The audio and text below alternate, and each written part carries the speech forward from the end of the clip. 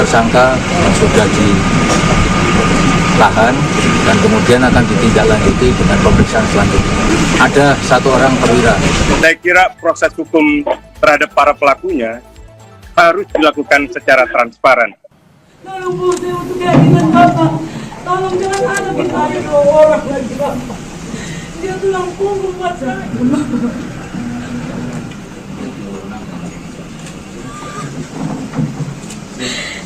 Saya ulang tahun bulan depan. Tangis histeris Ibunda Prada Luki pecah saat Pangdam 9 Udayana tiba di kediamannya, saudara. Pangdam Udayana 9 Budiakto bersama dengan Dadempom Udayana tiba di rumah Prada Luki Namo di asrama Tentara Kuanino, Kupang pada Senin siang.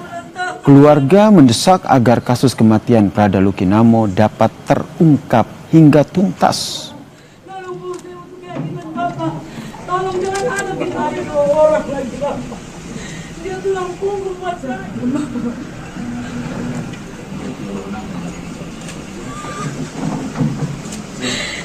Saya ulang tahun bulan depan.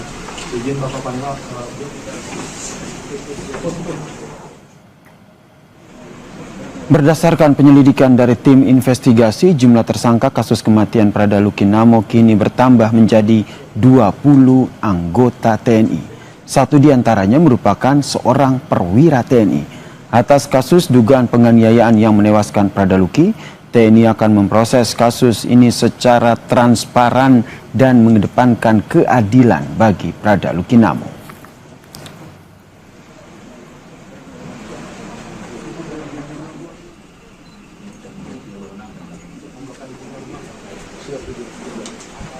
Ada 20 tersangka yang sudah ditahan dan kemudian akan ditindaklanjuti dengan pemeriksaan selanjutnya.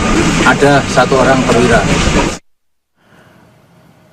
Saudara, 20 anggota TNI resmi ditetapkan jadi tersangka kasus dugaan penganiayaan yang menyebabkan Prada Luki Namo tewas.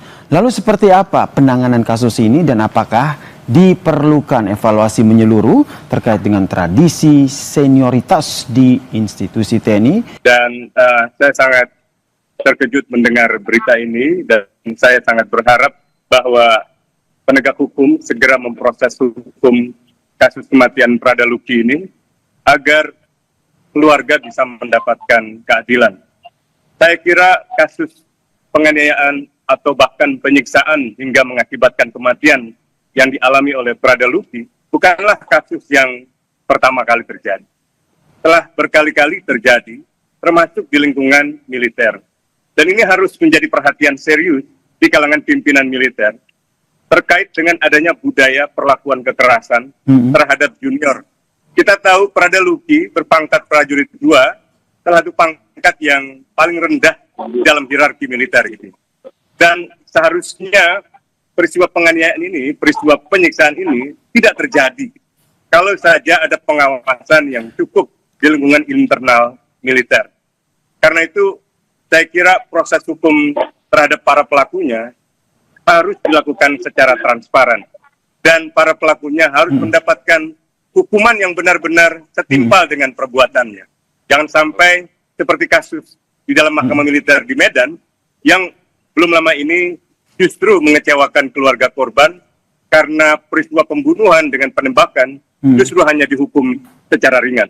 Saya berharap kasus Prada Luki ini benar-benar bisa berujung dengan keadilan yang hakiki bagi keluarga korban.